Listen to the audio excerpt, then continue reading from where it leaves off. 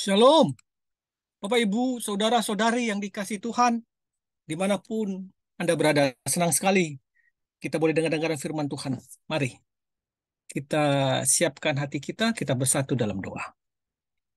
Terima kasih Tuhan untuk hari di mana kami boleh bangun dan kami boleh mendengar kembali suara Tuhan.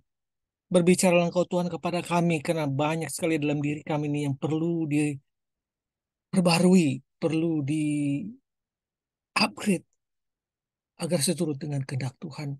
Dalam cara pola pikir kami, dalam cara kami berbicara, terlebih dalam kami melakukan.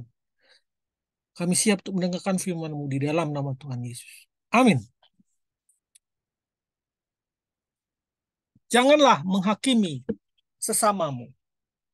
Landasan firman Tuhan diambil dari Roma 2 ayat 1 mengatakan, karena itu hai manusia, siapapun juga engkau yang menghakimi orang lain, engkau sendiri tidak bebas dari salah.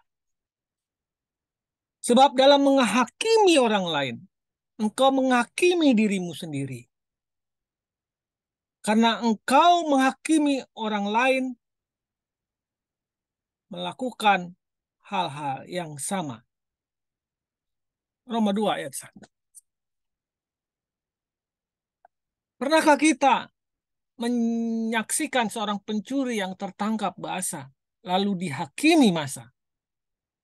Atau seorang pengendara yang tanpa sengaja menabrak seorang di jalan lalu mendapat penghakiman dari masyarakat sekitar?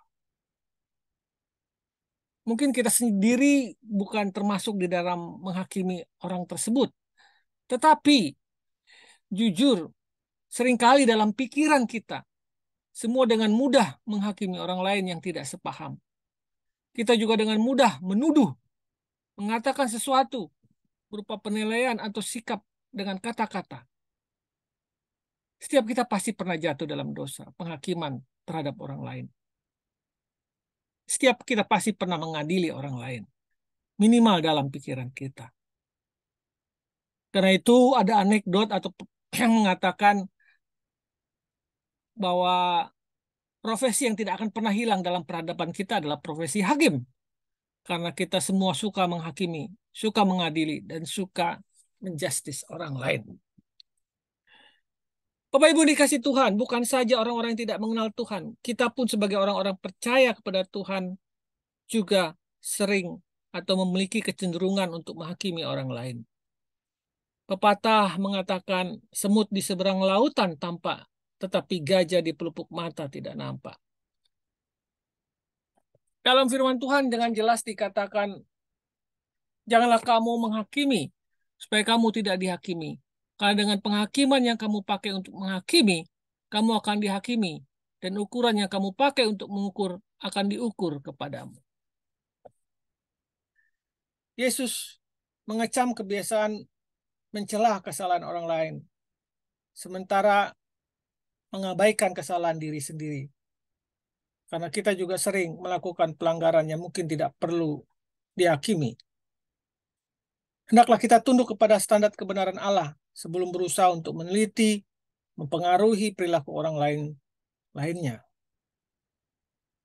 Jadi kita perlu terlebih dahulu menyadari ada balok di mata kita supaya Tuhan tidak menganggap kita sebagai seorang yang munafik.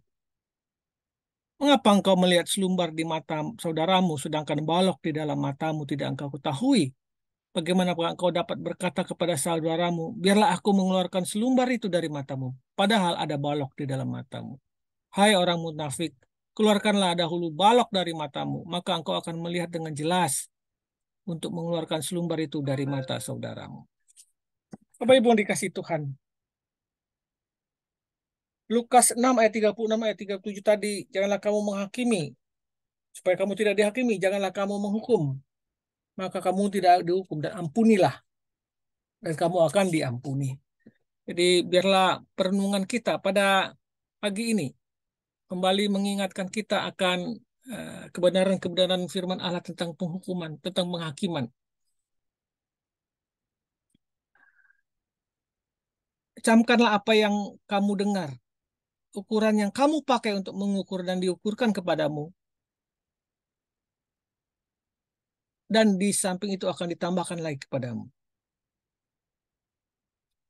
Oleh karena itu, janganlah kita menghakimi sesama terlalu cepat. Hal ini merupakan peringatan Allah yang tidak boleh dipandang rendah. Cara kita menghakimi orang lain akan menentukan bagaimana kita akan dihakimi orang lain, terutama oleh Allah, hakim yang adil. Tak kalah kita menjadikan diri kita sebagai hakim, jagalah mulut kita, jagalah pikiran kita, jagalah kata-kata kita. Janganlah kita menganggap diri kita lebih tahu, lebih baik,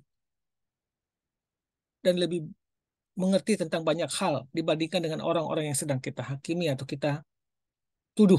Hal itu membuat kita akan dihakimi secara lebih berat lagi. Karena jika orang lain yang belum tentu seburuk kita saja menerima penghakiman yang tidak berbelas kasihan dari kita, bagaimana penghakiman ilahi yang akan menimpa kita? Selamat pagi, selamat berkarya. Selamat bersikap bijak di dalam hal menghakimi. Tuhan Yesus memberkati. Amin. Amin. Amin. Amin.